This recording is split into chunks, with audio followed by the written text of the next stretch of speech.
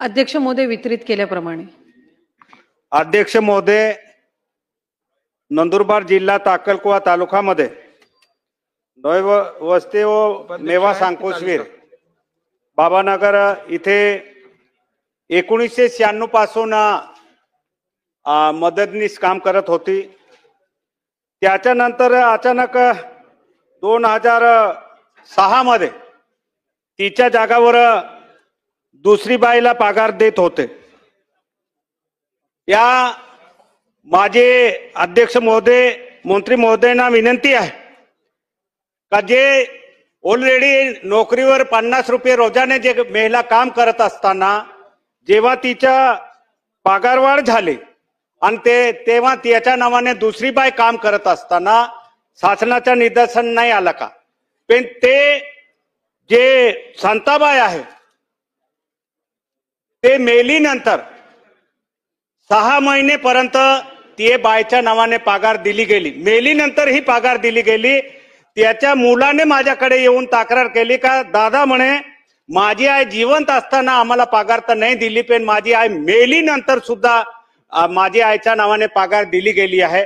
तिथली स्थानिक अंगणवाडीने सुद्धा सुपरवायझरला आणि सीडीपीओला सांगितलं होतं, तरी त्याच्या नावाने जे पगार काढून देणारे जे सीडीपीओ सुपरवायझर असेल त्यांच्यावर ताबडतोब गुन्हा दाखल करण्यात यायला पाहिजे। हे माझे अध्यक्ष महोदय स्पेसिफिक विषय आहे।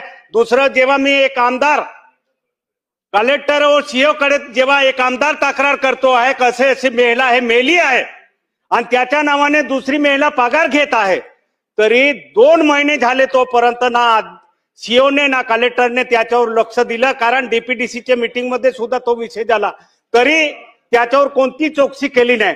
जेव्हा मी एक मीडियावर स्टेटमेंट दिला की मी कलेक्टर आणि सीओच्या विरुद्ध मध्ये मी आंदोलन करणार, तेव्हा 2 महिन्यानंतर जे बाय त्याच्यावर ते मेलेलीच्या नावाने पगार खात होती त्या बाईला सस्पेंड केलं। तर माझे स्पेसिफिक मागणी आहे अध्यक्ष महोदय, त्या डिपार्टमेंट मध्ये जे सीडीपीओ आणि सुपरवायझर जे पगार देतात त्यांच्यावर कारवाई करायला पाहिजे। आणि कलेक्टर सीओ एक आमदार तक्रार केली नंतर 2 महिनेपर्यंत त्याच्यावर लक्ष देत नाही असेल तर असं कलेक्टर आणि सीओ वर सुद्धा कारवाई करण्यात यावे अशी माझी स्पेसिफिक मागणी आहे। अध्यक्ष महोदय, सन्मान्य सदस्य महोदयांनी जी या ठिकाणी शासनाचं आणि विभागाचं लक्ष वेधून घेण्याच्या दृष्टिकोनातून ही लक्षवेधी मांडलेली आहे।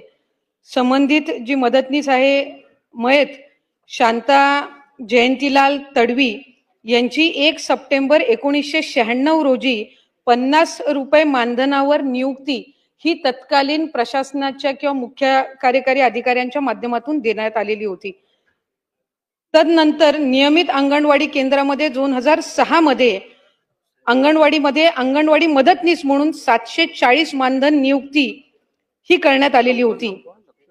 संबंधित जी मयत अंगणवाडी मदतनीस आहे यांच्या जाऊबाई श्रीमती सुमित्रा रोहिदास तडवी या बनावट कागदपत्रे तयार करून त्यांच्या जागी कामकाज करत होत्या।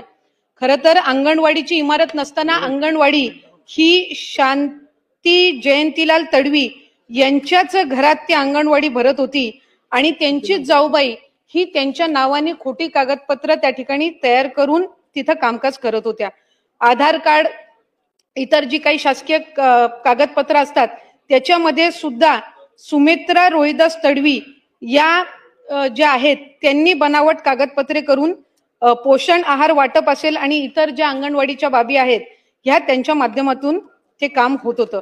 शांता जयंतीलाल तडवी यांची 11 ऑक्टोबर 2024 रोजी निधन झाले आणि शांता जयंतीलाल तडवी यांच्या ऐवजी काम करत असल्या संदर्भामध्ये स्थानिक लोकप्रतिनिधी म्हणजे सन्मान्य आमदार महोदयांनी ज्या वेळेला त्या संदर्भातली तक्रार ही संबंधित जिल्ह्याच्या जिल्हाधिकारी आणि मुख्य कार्यकारी अधिकाऱ्यांकडे 21 फेब्रुवारी 2025 मध्ये केली, त्यावेळेला लगेचच 24 फेब्रुवारी 24/2/2025 मध्ये या संदर्भातली समिती ही सन्मान्य जिल्हाधिकाऱ्यांनी त्या ठिकाणी मुख्य कार्यकारी अधिकारी जिल्हा परिषदेच्या यांना सूचना देऊन त्या ठिकाणी स्थापन केली। तदनंतर या समितीचा अहवाल हा कागदपत्रांची तपासणी करून ही साधारणपणे 24/3 2025 मध्ये त्या ठिकाणी प्राप्त झाला आणि 20 मे रोजी या संदर्भातला FIR सुद्धा त्या ठिकाणी दाखल केलेला आहे. खरं तर आमदार महोदयांनी या ठिकाणी नमूद केल्याप्रमाणे ज्या कैलासवासीय शांती जयंतीलाल तडवी आहेत यांच्या सुपुत्रांनीच आमदार महोदयांकडे त्या संदर्भातली तक्रार केली, पण त्यांच्याच नातेवाईक सुमित्रा रोहिदास तडवी ह्या त्याच घरातल्या ह्या बनावट कागदपत्र त्या ठिकाणी सादर करून इतके वर्ष काम करत होत्या. खऱ्या अर्थानं आम्ही सुपरवायझर कडनं सुद्धा त्या संदर्भातली ज्या वेळेला चौकशी केली त्यावेळेला स्थानिक गावातले लोकप्रतिनिधी किंवा तिथल्या अंगणवाडी सेविका किंवा इतर गाव या संबंधित घरातल्या नातेवाईकांनी सुद्धा कधीही 20-25 वर्षामध्ये त्या संदर्भातला उल्लेख केला नाही. पण ज्या वेळेला दुर्दैवी निधन शांती तडवी यांचं झालं त्यावेळेला त्या संदर्भातली तक्रार ही त्यांच्या कुटुंबातल्या व्यक्तींनी आमदार महोदयांकडे केली आणि त्या संदर्भातली माहिती त्यांनी आता या ठिकाणी सभागृहामध्ये दिलेली आहे.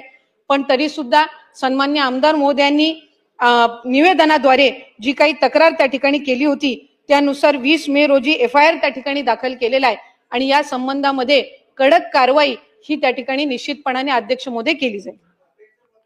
सन्माननीय सुरेश धस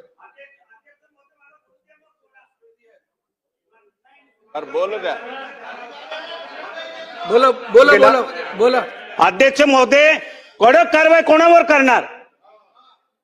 माझा स्पेसिफिक प्रश्न आहे, CDPO आणि सुपरवायझरवर कारवाई करा. त्याने कसं काय मेल्यानंतर पगार दिली? त्यांच्यावर कारवाई करून त्यांना सस्पेंड करून फौजदारी गुन्हा दाखल करा. एक आमदार तक्रार करतो नंतर 2 महिने कसं काय लागता हो? अध्यक्ष महोदय, त्यांना सस्पेंड करून त्यांच्यावर फौजदारी गुन्हा दाखल करण्यात यावे सुपरवायझरवर.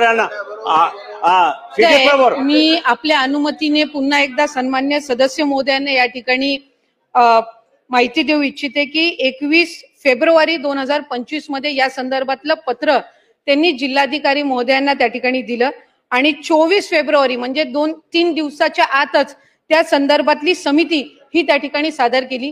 प्रकरण हे 1996चं आहे, ज्या वेळेला अंगणवाडी ही त्या संबंधित कुटुंबाच्या घरामध्येच भरत होती आणि जी संबंधित व्यक्ती आहे ज्या संदर्भातली तक्रार आहे शांती तडवी ह्या आता मयत झालेल्या आहेत, त्यांच्या नावाने त्यांचीच जाऊबाई सुमित्रा तडवी एकाच घरात राहत असणारी त्या ठिकाणी काम करत होत्या चुकीचे कागदपत्र त्या ठिकाणी देऊन.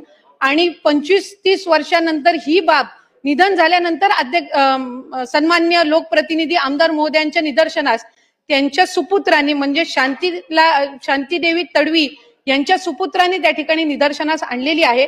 आम्ही सुपरवायझरची सुद्धा चौकशी ही त्या संदर्भामध्ये केलेली आहे. सुपरवायझरनी त्यांच्या जो काही त्यांचा जबाब घेण्यात आला त्याच्यामध्ये अशा संदर्भातली कुठलीही बाब ही गावामध्ये त्यांच्या निदर्शनास आलेली नव्हती अशा पद्धतीचा त्यांनी त्याच्यामध्ये खुलासा दिलेला आहे. पण तरीही आमदार महोदयांनी त्या ठिकाणी सूचित केल्याप्रमाणे त्यामध्ये सूचित केल्याप्रमाणे CDPO असतील, सुपरवायझर असतील, तिथल्या कार्यरत असणाऱ्या अंगणवाडी सेविका असतील यांच्या संदर्भातली योग्य ती कारवाई ही त्या ठिकाणी केली जाईल. आणि मी मगाशीच माहिती दिल्याप्रमाणे 20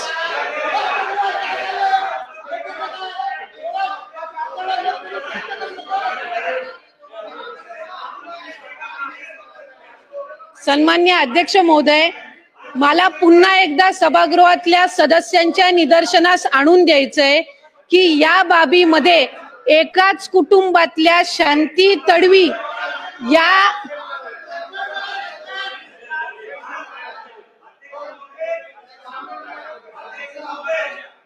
उत्तर देतात ना अध्यक्ष महोदय. मला आपल्या माध्यमातून सन्मान्य सदस्य महोदयांच्या निदर्शनास आणायचंय की आम्ही 20 मे रोजी या संदर्भातला FIR दाखल केलेला असून CDPO यांना सुद्धा आणि सुपरवायझर यांना सुद्धा त्याच्यामध्ये आम्ही FIR मध्ये त्यांच्या विरोधात सुद्धा दाखल केलेला आहे.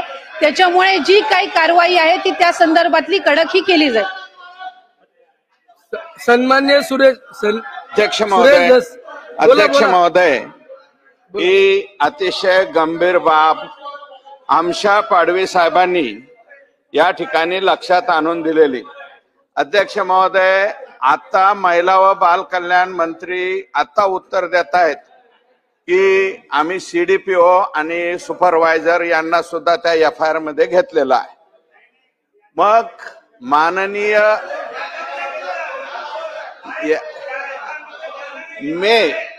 फेब्रुवारी महिन्यामध्ये विधानसभा सदस्य यांनी तक्रार केलेली आहे. त्याच्यावरती एफआयआर मे महिन्यामध्ये होतो. अध्यक्ष महोदय, प्रश्न विचारल्याच्या नंतर कधी आमदारांनी प्रश्न विचारलेला आहे त्याच्यानंतर सुद्धा या तारखेपर्यंत त्या जिल्ह्याचे मुख्य कार्यकारी अधिकारी, त्याच्यानंतर डेप्युटी सीओ महिला व बाल कल्याण, सीडीपीओ आणि तिथल्या ज्या सुपरवायझर या कसल्याही प्रकारची कारवाई जर त्या ठिकाणी करत नसतील, अध्यक्ष महोदय, माझं मत आहे, आमशा पाडवी साहेबांच्या सन्माननीय सदस्यांच्या मताशी मी सहमत आहे. याच्यामध्ये डेप्युटी सीओ महिला व बाल कल्याण, सीडीपीओ आणि तिथल्या ज्या कोणी सुपरवायझर असतील हे सर्वच्या सर्व निलंबित या ठिकाणी केले पाहिजे, तरच याच्यामधला न्याय त्या ठिकाणी मिळेल.